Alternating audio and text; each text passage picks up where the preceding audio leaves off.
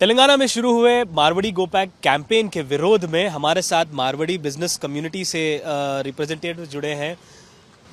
आप बताइए कि आपको इस विवाद में क्या नज़र आ रहा है। मारवाड़ी कम्युनिटी का नाम आना, जैन कम्युनिटी का नाम आना और एक छोटे पिटी केस को, पिटी इश्यू को यहाँ तक लेके आना, इसको लेकर आपकी कम्युनिटी इसको कैसे देख रही है? एक छोटा सा इश्यू को इतनी दूर लाना बहुत गलत बात है। आज हम तेलंगाना में बोनालू हो, बतकम्मा हो, सब सेलिब्रेट करते हैं। तेलंगाना क्विजीन हमारा एक इंटरनल पार्ट है। हम तेलंगाना के, आज मैं 3rd या 4th जनरेशन एंटरप्रेन्योर हूँ जो तेलंगाना में अपनी भागीदारी दे रहा हूँ। मारवाड़ी समाज का एक बहुत बड़ा जीडीपी का एक बहुत बड़ा हिस्सा है जो हम कंट्रीब्यूट करते हैं, और एक छोटे से पिटी केस को इतना बड़ा बनाना ये सरासर गलत है। हम सब साथ में मिलके रहने का एक जो कल्चर है हमारा, हम सब पूरे जितने भी तेलुगु कम्युनिटी है उनके साथ मिलकर हर चीज़ सेलिब्रेट करते हैं, हर साथ में रहते हैं।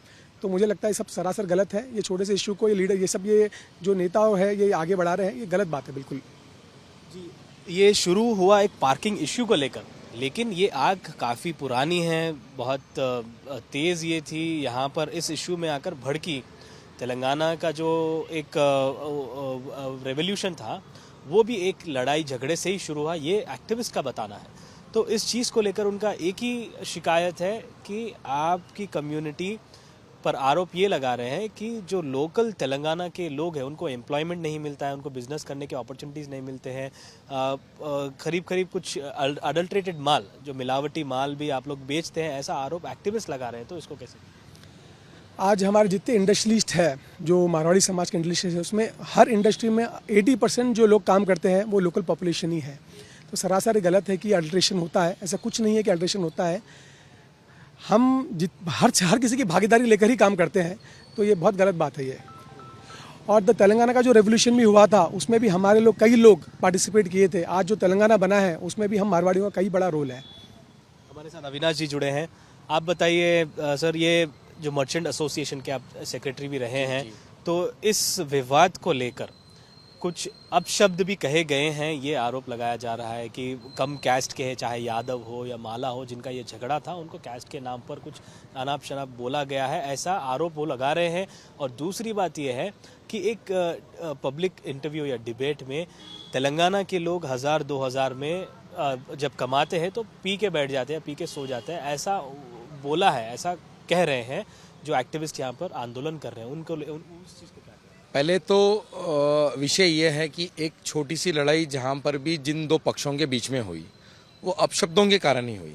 तो मैं तो ये कहना चाहता हूँ, पहली बात, चाहे वो मारवाड़ी हो या चाहे हमारे तेलुगु भाई हो, उन्हें अपने विचारों पे और अपने बोलचाल पे थोड़ा संयमित रहकर बात करना है।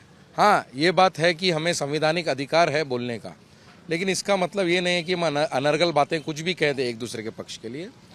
और आज भारत जो उन्नति कर रहा है, आज तेलंगाना राज्य का जो विकास हो रहा है, वो कंधे से कंधा मिलाकर ही संभव हो पा रहा है।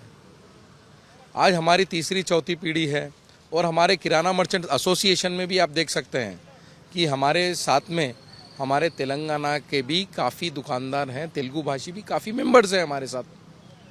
हम सब एक दूसरे पर निर्भर होते हैं, ये नहीं है।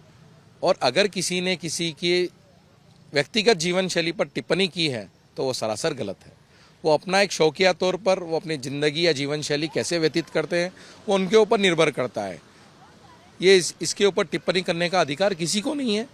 और दूसरे में रही बात, तो जैसे कि अभी कुछ समय से या कुछ जगहों पर यह कहा जा रहा है कि तेलंगाना एसोसिएशन भी जो हुआ ऐसे ही तरह की बातों को लेकर जन्म लिया था।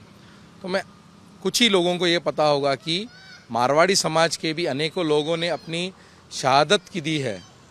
मैं जिस परिवार से एक जानता हूँ वो रहे चांदमल भाटी, जिन्हें 1969 में तेलंगाना एसोसिएशन के समय तेलंगाना एसोसिएशन में भाग ले रहे थे। वो बहुत ही अच्छे एक पहलवान थे, एक रेसलर के रूप में थे, और उनकी भागीदारी बहुत बड़ी थी तेलंगाना एसोसिएशन में।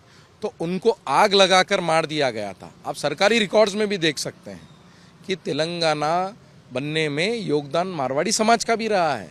इवन मैंने खुद ने काफ़ी स्फूर्ति के साथ पार्टिसिपेशन किया था सुषमा स्वराज जी के नेतृत्व में, जब यहाँ पर एक एसोसिएशन हुआ था, माननीय KCR जी उसमें थे, मुझे याद है। तो हम लोग सदैव, हमने तेलंगाना को कोई अलग से ऐसे समझा नहीं है। हाँ, ये हो सकता है कि कुछ लोगों के विचार अलग हो सकते हैं, विचार भिन्न हो सकते हैं, और यहाँ तक कि हमारे हर बिजनेस एस्टेब्लिशमेंट में आप देखेंगे कि अधिकतम संख्या में हमारे पास जो काम करते हैं वो लोकलाइट्स ही हैं।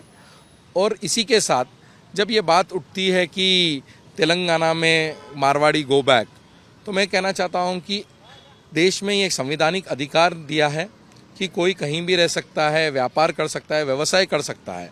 उसी को देखते हुए यहाँ पे मारवाड़ी समाज भी आज कई परिवार ऐसे हैं जो 100 साल, 150 साल, 200 साल पहले से हैं।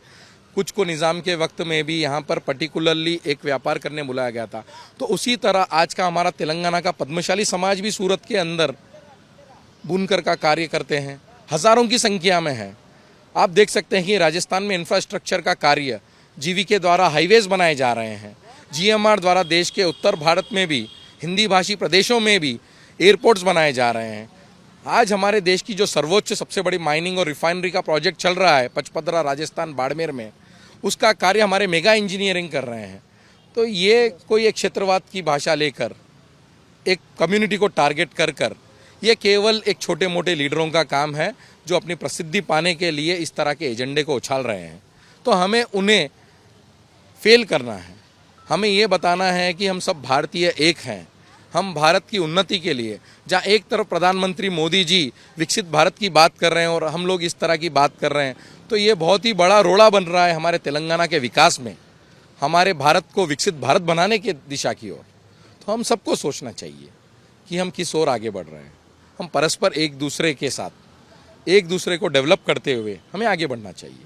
अभी ये जो लोग आंदोलन करने की बात कर रहे हैं, वो जो कैंपेन अभी मारवाड़ी गो बैक का आंदोलन अभी शुरू जो हुआ है, वो कह रहे हैं कि इसको आगे बढ़ाया जाएगा, इसको जो भी है इंटेंसिफाई किया जाएगा। तो आपकी समाज की तरफ से इन लोगों से क्या कोई बातचीत हुई है, सुलझाने की कोशिश की गई है, या फिर आपकी तरफ से क्या कार्यशाली हुई? देखिए, एसोसिएशन किसी भी तरह से आगे लेना ये एक निजी स्वार्थ से या कोई राजनीतिक पार्टियों के स्वार्थ से होता है। तो मैं तो तेलंगाना की जनता से, चाहे वो हमारे मारवाड़ी भाई हो या तेलुगु भाई हो या और भी अन्य कोई प्रवासी भाई हो, उनसे निवेदन करता हूं कि इस तरह के अनर्गल एसोसिएशन में कोई भाग न ले। पिछले 15 दिनों से मुझे काफ़ी न्यूज़ चैनल्स से, काफ़ी संगठनों से भी इस विषय में मुझे अप्रोच किया गया था, लेकिन मैंने उन्हें कहा कि ऐसे विषयों में बात करना भी बेकार है। अनावश्यक उनको तूल देना ही गलत है। इन सबको हमें तूल ही नहीं देना है। ये विषय देश के विकास में रोड़ा अटका रहे हैं और हम सबको साथ मिलकर कार्य करना है। इस विषय पर हमें ध्यान देना है। इस तरह के जो एजेंडाज चला रहे हैं वो अपनी स्वार्थ की राजनीति के लिए चला रहे हैं, उन्हें हमें फेल करना है, उनके नैरेटिव्स को हमें फेल करना है। धन्यवाद हमसे बातचीत करने के लिए। तो ये थे मारवाड़ी समाज से जो बिजनेस करते हैं हैदराबाद शहर में। कैमरा पर्सन दामोदर के साथ अब्दुल बशीर, हैदराबाद।